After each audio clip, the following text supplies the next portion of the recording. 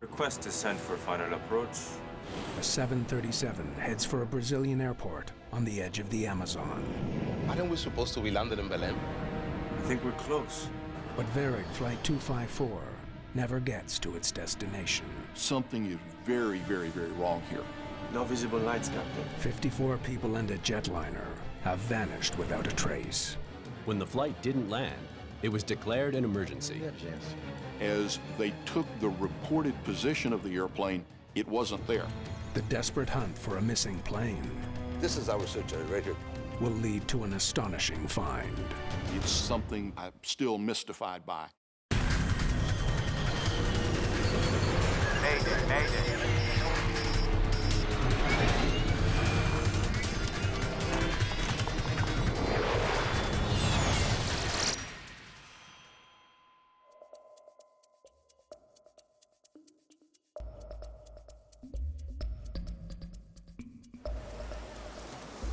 Brazil in the late 1980s is a country in transition. South America's largest nation is preparing for its first presidential election in almost 30 years. But today, all eyes are intently focused on another contest. Millions of football-mad Brazilians tune in as their beloved team takes on arch-rival Chile in a crucial World Cup qualifying match. That football match was very important because if Brazil lost, they would be eliminated for the first time in World Cup history. The critical match in Rio is all anyone is talking about, even thousands of kilometers away at Marabá Airport, where the crew of Varig Flight 254 is getting ready for takeoff. Stereo check complete. So, Nils, you think Chile has a chance tonight? When it comes to the World Cup, Captain, nobody has a chance against Brazil, huh? Varig Flight 254 is scheduled to fly north from the mining town of Marabá to Belém, near the mouth of the Amazon River. The crew checks the forecast and dials in a compass heading to guide them to their destination. In the 737-200s, which is an older generation airplane, they don't have the modern flight management computers. They're using an older technology of ground-based radio navigation aids. There are 48 passengers on board, including Carlos Siqueira. I was taking time off. I worked for a mining company in Marabá, and I was returning home to my city of Belém.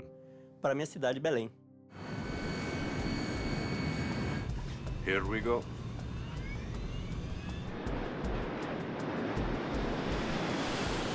Captain Cesar Garces is flying the airplane tonight, while First Officer Nilson Zile monitors the instruments. V1. Rotate. At 5:35 p.m., the Boeing 737 gets airborne. It was a very routine flight. It was a clear day. There were no weather issues. There wasn't any reason for them to be worried about anything. The flight should take less than an hour. Since I worked in Marabá, I usually took that flight every 20 days.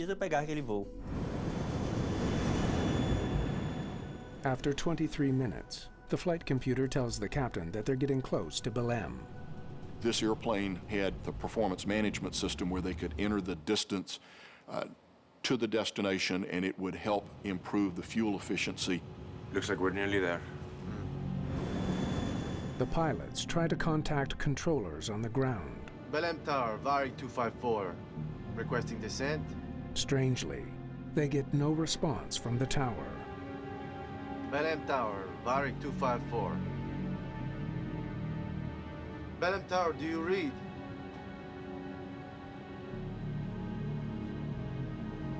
Let me try. Belém Tower, Varig 254. The pilots, I think, would have been surprised. First, did they have a communication radio problem? Why can't they talk to air traffic control? That's funny. What? We're not picking up the beacon either. Airports are equipped with very high-frequency omnidirectional range beacons, or VOR beacons. They send out signals that planes follow to the runway. I've got nothing. Varig 254 isn't picking up the signal from Belém Airport. I'll call the tower on HF. The captain switches his radio to high frequency and tries making contact again. Belém Tower, Varig 254. They were not able to raise air traffic control on their VHF communication radios. It happens occasionally, and it requires then the use of a much longer range radio system. Belém Tower, Varig 254. The strategy works. Varig 254, Belém Tower, go ahead. As you approach the destination, you have radio navigation tuned up to that specific beacon on the ground. Belém, we're on approach, but we aren't seeing the VOR. Is the beacon down? Negative 254, looks like it's on your end. In this case, they weren't receiving that, Understood. and they were doing what is deduced reckoning or dead reckoning. The captain checks his performance management system and calculates when they'll arrive at their destination. Belém, we're 25 minutes out. Request descent for final approach. Roger, Varig 254, clear to flight level 200. The controller clears the crew down to 20,000 feet.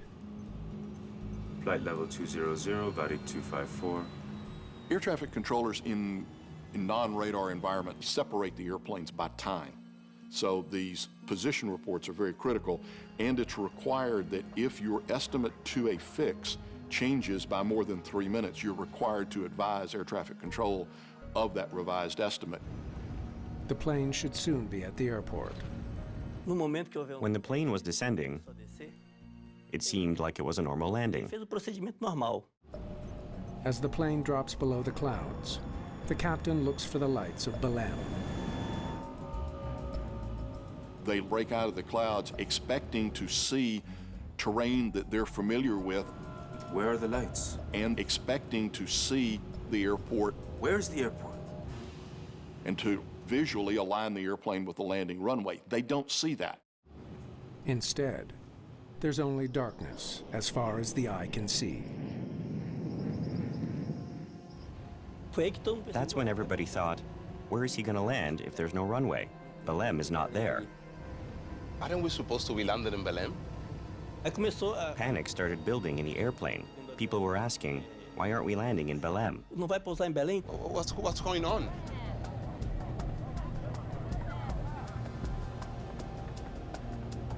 Wait a minute. I think we just overshot the airport. The crew may have discovered the problem. The performance management system shows that they've flown 30 miles past their destination. You wanna do a 1A? Yeah. Turn right, heading 090. Turning right, heading 090. The crew really began to realize, okay, we've made a small navigation mistake. We need to find the airport and go ahead and land. The pilot didn't offer any explanation. He simply proceeded to maneuver and turn around. And it was already nighttime. Belém, we are very close. Requesting further descent to flight level 40. 254, you are clear for descent, flight level 40. The controller clears the plane to descend further, to 4,000 feet. The captain expected he would be landing in Belém in about 5 minutes. On the football pitch, Brazil has taken the lead. Their goal of reaching the World Cup is in sight. But in the air, No visible lights, Captain. the pilots of Varig 254 are no closer to finding the runway. Their actions indicate a slow realization that they are not where they think they are. What's our fuel? Now the question arises is, what are they going to do about it?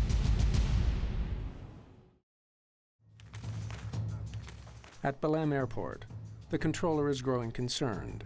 Flight 254 should have landed 10 minutes ago.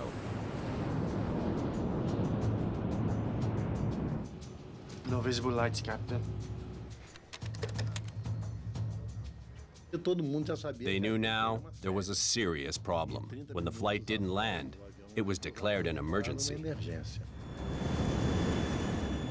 On Flight 254, the situation is becoming critical. We need to land soon, or else we're gonna run out of fuel. I think we're close.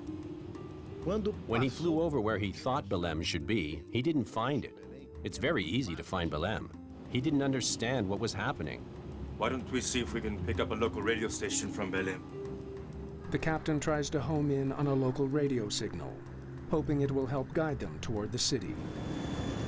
The automatic direction finders, or ADFs, are capable of tuning up AM radio stations, commercial AM radio stations. And that would have been very critical because this is a low population area. There's not a lot of geographic visual clues. You're talking about the Amazon. The do-or-die match is being broadcast by radio stations all across the country.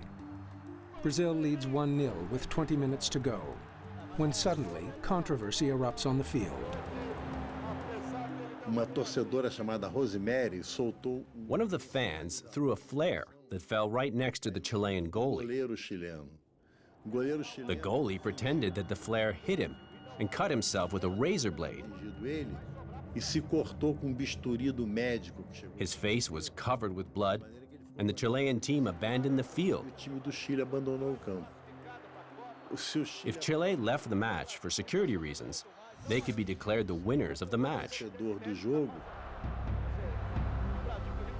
Aboard Flight 254, the pilots have managed to pick up a local station broadcasting the match.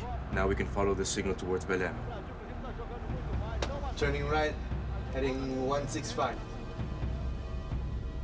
Passengers can't understand why the plane is turning yet again. We were getting extremely worried. The plane is going back and forth. The stars and the moon were on one side, and now they're on the other side. There's something wrong here. What's going on? The captain is confident he's now on course. He spotted a landmark on his radar. There we go. We're over the Amazon now. Belém is near the mouth of the Amazon. Following the river should lead the pilots to the city.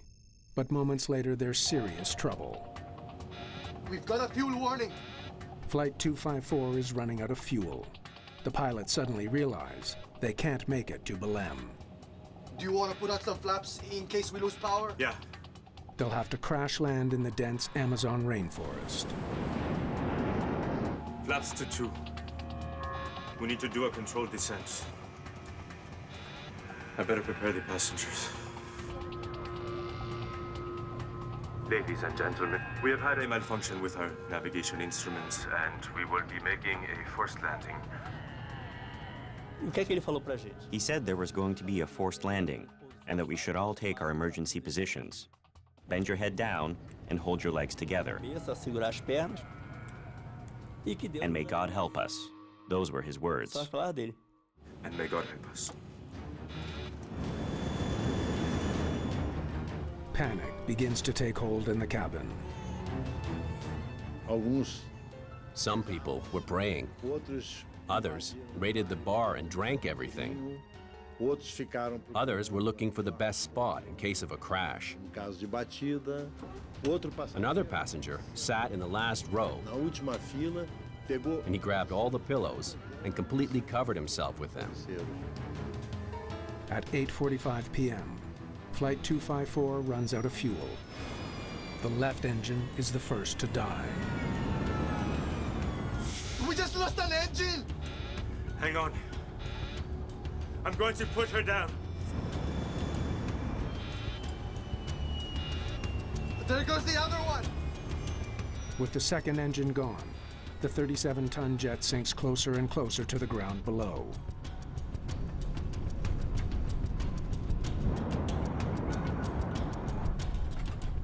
You have your eyes closed, your life flashing before you. You ask God forgiveness for all the wrong things you did in your life. The inevitable impact is just seconds away. Pull up. Just need to bring us down. Nice. And slow! Then what happened was it started to touch the top of the trees. You're expecting the worst. O pior, né?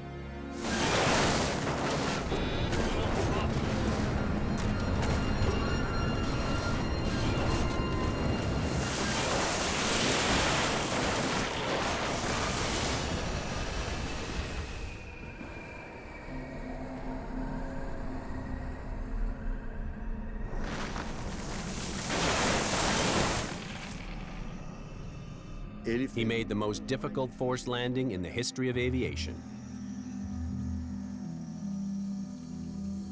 Deus meu do céu.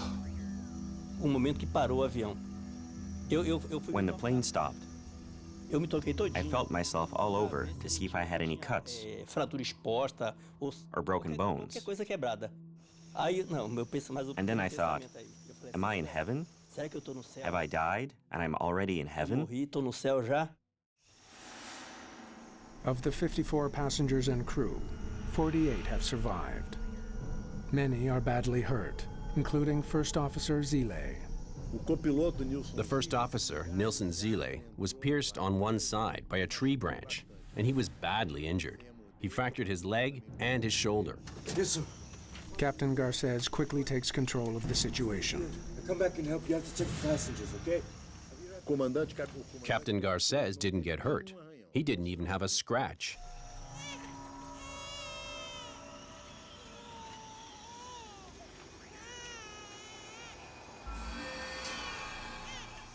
At that point, Garces did everything that a captain must do.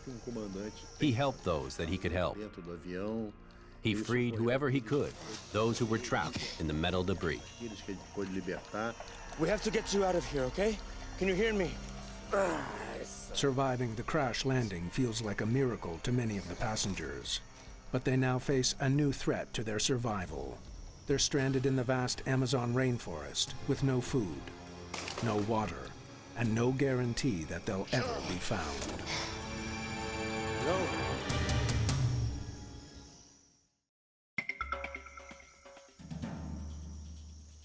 The shattered fuselage of a 737 is now the only shelter for survivors of Varig Flight 254.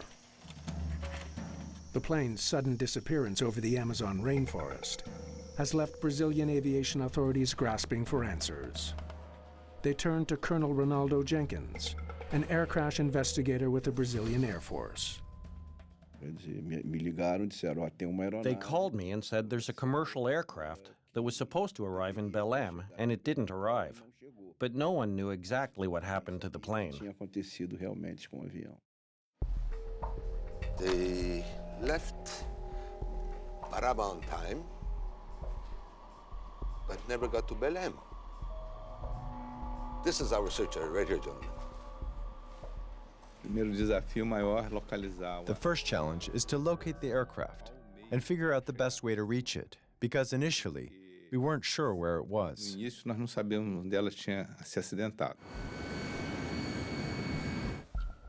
Investigators interview the last person to be in contact with Flight 254, the Belém air traffic controller.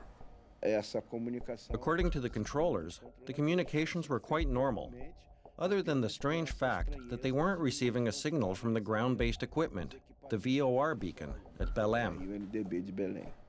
He said he was close. He asked me for descent. Belém Airport is not equipped with radar. The controller can only tell investigators the pilot's last reported position. Because there was no radar. The air traffic controller relies on the proper navigation skills of the pilots and their timely reports.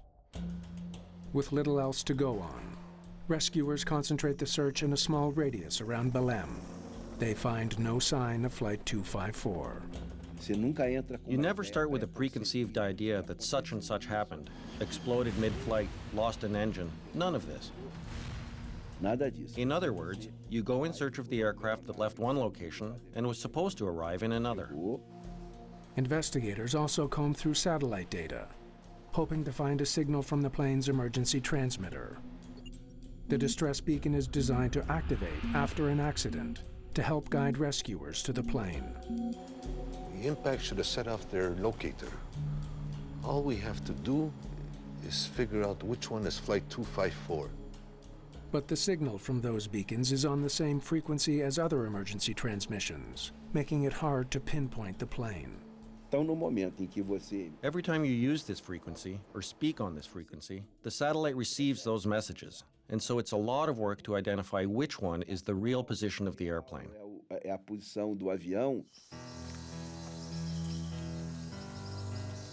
Meanwhile, somewhere in the Amazon rainforest, the survivors of Flight 254 are struggling to stay alive. I was part of a group that went out to search for water.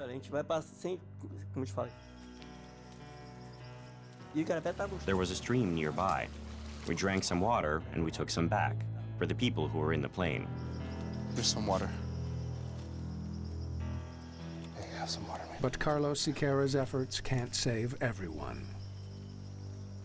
There were people there who were severely injured and in horrific pain, and some of the passengers started dying. If help doesn't arrive soon, more will die.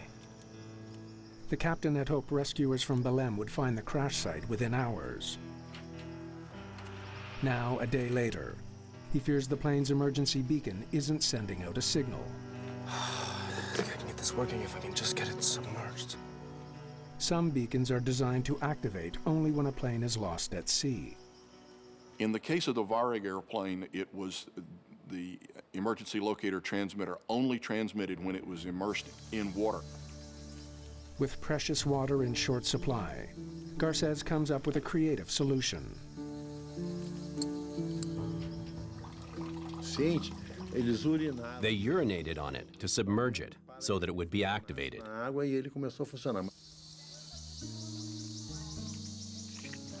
I want to send a helicopter to go and confirm the identity of this signal here. You get anxious to find the plane quickly, because people have a better chance of survival during the first 48 hours. After that, survivors are more likely to die. After 2 nights in the jungle, the survivors realize they can't afford to wait to be rescued. People were weak because we had water, but no food. Good luck. A small group sets off into the jungle to find help.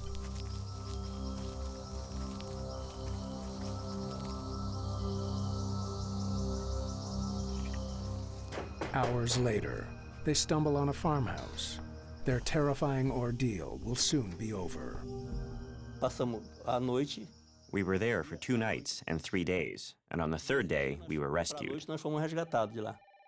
They found survivors. It's sort of a relief to realize the scenario is not as tragic, and there's an urgent desire to get to the location and start to work. Then, investigators get a shock. Where did you say they are? The crash site is nowhere near Belém. It came down right here. The wreckage of Flight 254 is lying in the jungle nearly 1,000 kilometers away. How on earth did they get way over there? We were really very surprised to learn that the plane was in that location. Very far south and very far west of the position where it should have been. No wonder we couldn't spot the beacon. It's nowhere near the destination. As search and rescue teams scramble to the remote location, investigators are left with an urgent question. They were not supposed to be in that location, so they got lost during the flight. Now, what caused them to get lost continues to be a mystery.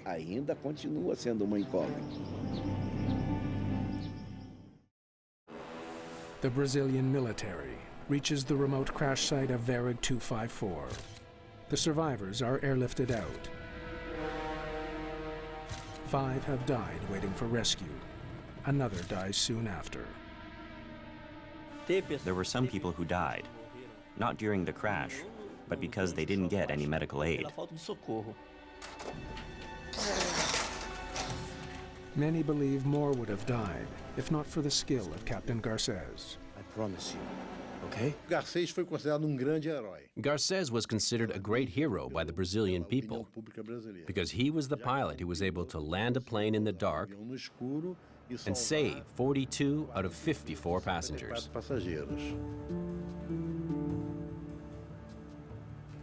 I know this guy. He's a good pilot.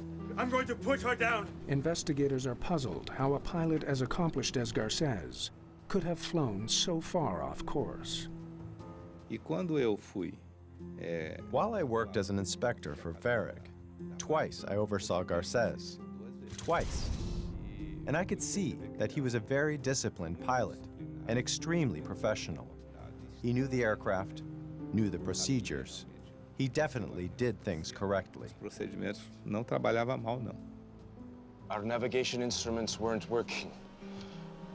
It's very strange. I've never encountered something like this before. The captain claims the plane's instruments malfunctioned. He was forced to navigate by tuning into a radio station.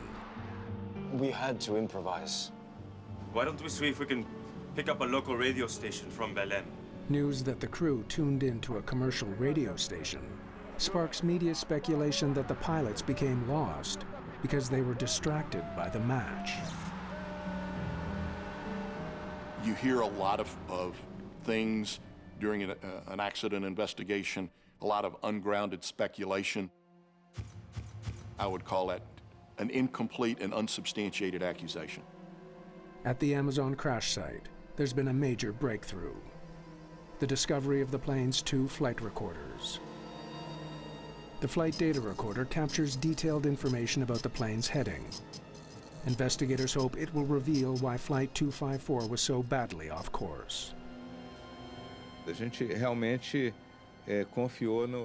We were relying on the 2 flight data recorders. Both pilots were alive, so we thought we were certain to come to a conclusion. They also recover as many documents from the cockpit as they can. The most important things at that moment were navigation charts. All of them. Manuals, records, anything that would provide support and guidance for the pilots to fly the plane. Each fragile page is carefully photographed to prevent further damage. Meanwhile, investigators use the heading data to reconstruct the path of the plane. They took off due west, heading 270. The flight data recorder was fundamental because it provided us with the track of the airplane, the positions, the times, where the airplane flew. But the flight data paints a confusing picture. Instead of flying north to Belém, the plane took off west and flew in the wrong direction throughout the flight. They're flying the wrong way for the entire flight. This became a central focus of the investigation, to know why the aircraft was so far off course. A broken navigation system could explain the mistake. But when investigators try to get more information from the crew, they hit an unexpected roadblock. The pilots' union flies Garcés and Zile to Rio de Janeiro, denying investigators access to them for several days. The union believed the investigators would hold the pilots responsible for the crash. For now, the only words from the pilots that investigators can hear are those captured on the cockpit voice recorder. Let's hear it. We just lost an engine. Just need to bring us down. Nice and slow. It's the hardest part of the job for any air crash investigator, hearing the fear in a pilot's voice. We just lost the other one! And listening to a fatal tragedy unfold. I'm going to put her down. Rewind it, please, all the way to the beginning. Investigators hope the 30-minute recording can tell them why the pilots flew in the wrong direction. But they're out of luck. There we go. We're over the Amazon now. By the time the recording starts, the pilots are already badly lost. Whatever led them off course happened earlier in the flight. Cockpit voice recorders traditionally have been the last 30 minutes of flight. Only in recent years has that recording length been extended to 2 hours. The problem started during the first moments of the flight. We didn't have a recording because of the time limitations on the cockpit voice recorder. Investigators are desperate for more information. They study the navigational instruments recovered from the cockpit. We set out to make a complete analysis of the entire navigation system of the aircraft. They know the captain reported a malfunction in the navigation system that put his plane hundreds of kilometers off course. That's funny. What? We're not picking up the beacon either. They need to figure out what could have caused such a malfunction. If they don't, the lives of passengers around the globe could be in danger. We were very concerned because there were at least 30 other aircraft of the same model flying in Brazil. If it happened to one, it could happen to others. The pressure on investigators is huge.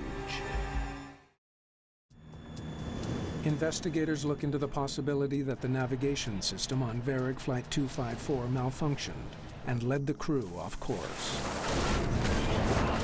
In a situation where there's this much confusion about where they are, one of the questions that come up is what systems may have malfunctioned. They suspect the plane's cargo may hold the key. The 737 has a magnetic sensor in the tail that acts as the plane's compass. It tracks which direction the plane is flying and feeds that information to the cockpit instruments. If something in Flight 254's cargo was giving off a strong magnetic field, it might have confused the sensor. We studied every aspect of the cargo, even things that might have been on the shipping pallets that might have influenced something in this regard. They also test every component of the navigation system and check for any sign of failure. But they find nothing in the cargo that could affect the compass. And the instruments are working perfectly. We verified that there was nothing that might have caused electromagnetic interference. Nothing that could have changed the heading or influenced a change of course. Investigators catch a break. Flight 254's flight plan has been recovered from the cockpit. Airlines provide flight plans to every crew. It contains critical details about the route they should fly, including the heading they're meant to take. Oh, thanks. Now, let's see what this will tell us. The airline provides the filed flight plan and a computer printout to the flight crews. And this provides a series of waypoints that they're to look for to fly the ground track. But what if the airline gave the pilots a faulty flight plan, one that sent them in the wrong direction? This could be the lead they've been waiting for. I think I know what they did wrong. A close look at Varig 254's flight plan provides a revelation. In this particular case with the Varig flight, very unusually, their computer flight plan system has 4 digits.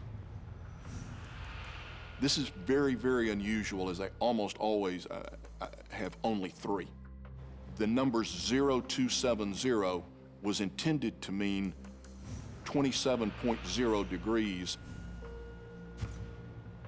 When we noticed that, it gave us the idea that instead of entering 027, which was the heading to Belém, he had entered 270.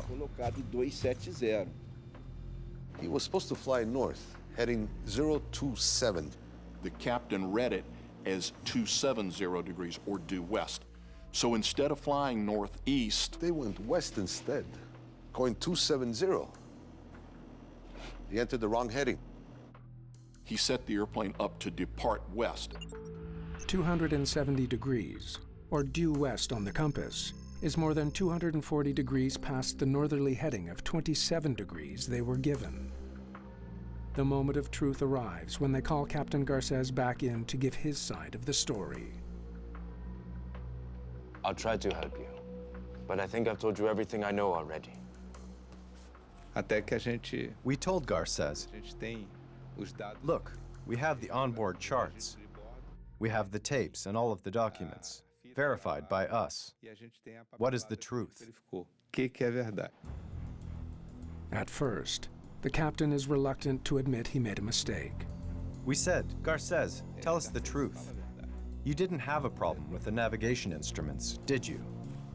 Under intense questioning, Garces finally admits he misread the flight plan. It was an honest mistake. From that moment on, the cause, or the basic framework of the accident, was determined. Investigators learned the airline began printing their flight plans this new way while the captain was on vacation. It's easy to see how you get confused. Varig had bought some more sophisticated planes, which had instruments that accepted decimal places. But that wouldn't mean anything on this flight, since the Boeing 737-200 didn't have decimal places. But there's another question. The first officer must also enter the heading from the flight plan. So, Nilsson, you think Chile has a chance tonight? Why did he make exactly the same mistake as the captain? Aviation psychologist Kathy Mosier has an answer. The co-pilot, probably after many experiences with captains who had always done it right and never had to double check, just entered what the captain had put in and assumed that it was the right thing. So in this case, your safeguard is gone because the co-pilot is not cross-checking. He could have caught this mistake before they took off. Once you take off, the automation does what you told it to do. Varig 254 takes off due west instead of north, straight into the setting sun. Geared up. It's an incomprehensible error. Did they not realize they were flying into the sun? That should have been a big cue. They must have been very confident that they had done the right thing. The two pilots disagree about how things went wrong. We need to land soon or we're gonna run out of fuel. I think we're close.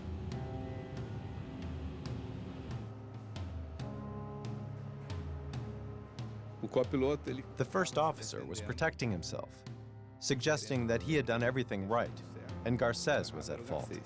The original navigation mistake was that of the captain. The failure to independently verify was a mistake on the part of the first officer. What is disheartening here is that both pilots went along with it. It is now all too clear that Flight 254 was flying in the wrong direction from the moment it took off, a mistake even some passengers noticed. Well, we thought the person in charge here is a captain. At least 3 of the passengers warned the flight attendants that the plane was flying in the wrong direction.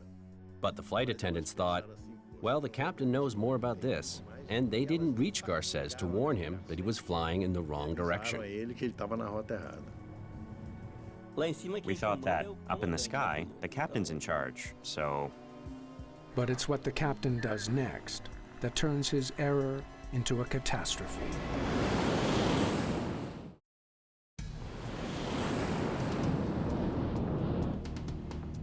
The crew of Varig 254 makes a critical error in judgment. We decided to tune into a radio station. Use it to find our way. Instead of radioing for help, they try to get back on course without admitting their mistake. His pride prevented him from saying to his colleague, "Help me, I'm in trouble." That would have been a better approach. Their attempt to use commercial radio stations to find the airport doesn't help. They wrongly assume the signal is coming from Belém. They follow it away from their destination. When you tune into a radio broadcast, commercial radio, it's possible to receive content originating from different locations. Christ, can you believe this? They still haven't restarted the match. You need to verify that it is in fact that station, that it identifies its call letters, and that you have that validation. Can you believe those guys? Though there is no hard evidence, some continue to believe the pilots were distracted by the football match. People say he was listening to the Brazil-Chile match, and that's why he didn't notice his mistake. But investigators believe there may be a psychological explanation, a quirk of human nature that can trap even the best trained pilots. There we go. We're over the Amazon now. The captain spotted a river that he thought was part of the Amazon north of Belém. You decide on an initial judgment, and you think that it's right, and so you look around for things that support your position. The crew was looking for signs that they were close to Belém. He decided to follow that river south to get to Belém. But the river they saw was not the Amazon. It was the Xingu, a river almost 1,000 kilometers southwest of Belém. They were following the wrong river. How could they be so confused for so long? Investigators conclude the crew was in the grip of what's known as confirmation bias, the tendency to favor information that confirms something we already believe. I think we're close. Confirmation bias is one of the common decision-making biases that people are subject to.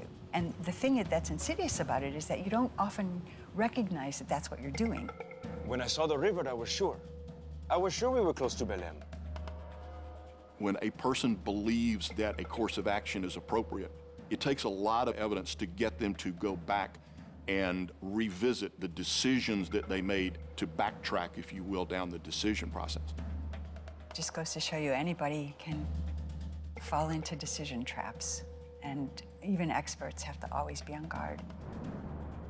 In 3+ decades of doing accident investigation, this is one of the most unusual accidents I have ever read or am aware of. The accident report faults both pilots for the disaster. As the details of the flight were discovered, the terrible mistake that he made, the captain went from hero to villain. They were both convicted for their negligence and sentenced to community service. The report also criticizes the Belém controller for not raising an alarm sooner. The controller at Belém Tower was very worried about the football match between Brazil and Chile. He had one ear on the broadcast of the match and the other paying attention to the flight. 254, you are cleared for descent. He should have realized there was a problem when the plane could only contact the tower on high-frequency radio, a major clue that the plane is probably far away. Everybody makes mistakes. Errors are not unavoidable. So the way that you deal with this is you be aware of the threat, you try and trap errors if they occur, and fix them. I think it was the failure of these two pilots to maintain the highest standards of professional airmanship. I think in that point, they did not meet the necessary mark. After the crash of Varig 254, the airline changes their flight plans, so the decimal place is clearly marked. They also improve pilot training. Brazil's national radar system is modernized and expanded to cover the entire country, making it less likely that a plane will go missing. Brazil never even made it to the quarterfinals of the 1990 World Cup, which was won by West Germany.